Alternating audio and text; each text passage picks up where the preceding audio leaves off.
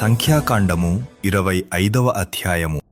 ఇశ్రాయేలీయులు షిత్తీములో దిగియుండగా ప్రజలు మోయాబురాండతో వ్యభిచారము చేయసాగిరి. ఆ స్త్రీలు తమ దేవతల బలులకు ప్రజలను పిలువగా వీరు భోజనము చేసి వారి దేవతలకు నమస్కరించిరి.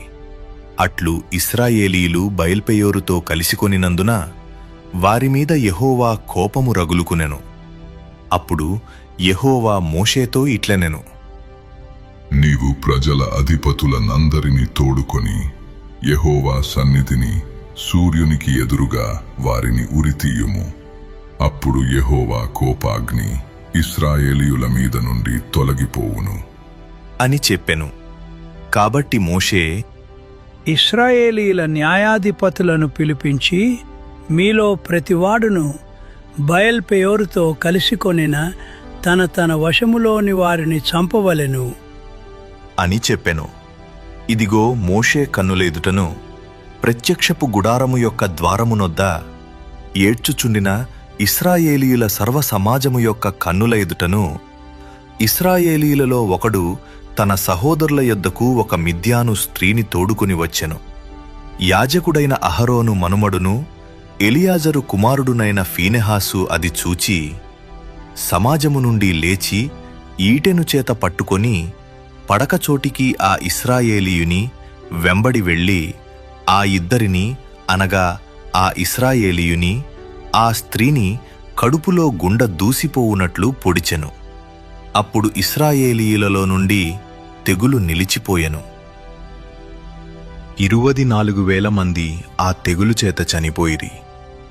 అప్పుడు యెహోవా మోషేకు ఈలాగు ఆజ్ఞ ఇచ్చెను: యాజకుడైన అహరోను మనుమడును ఎలియాజరు కుమారుడునైన ఫీనెహాసు వారి మధ్యను నేను ఓర్వలేని దానిని తాను ఓర్వలేకపోవుట వలన ఇశ్రాయేలీయుల మీద నుండి నా కోపము మళ్లించెను గనుక నేను ఓర్వలేకయుండియు ఇశ్రాయేలీయులను నశింపచేయలేదు.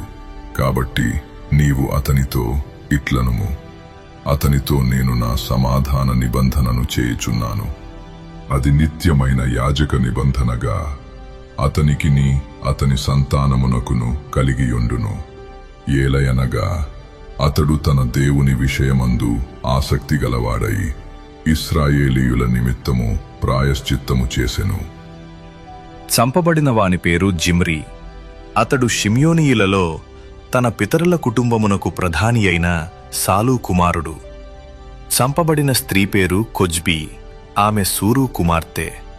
అతడు మిద్యానీయులలో ఒక గోత్రమునకును తన పితరుల కుటుంబమునకును ప్రధాని అయ్యుండెను.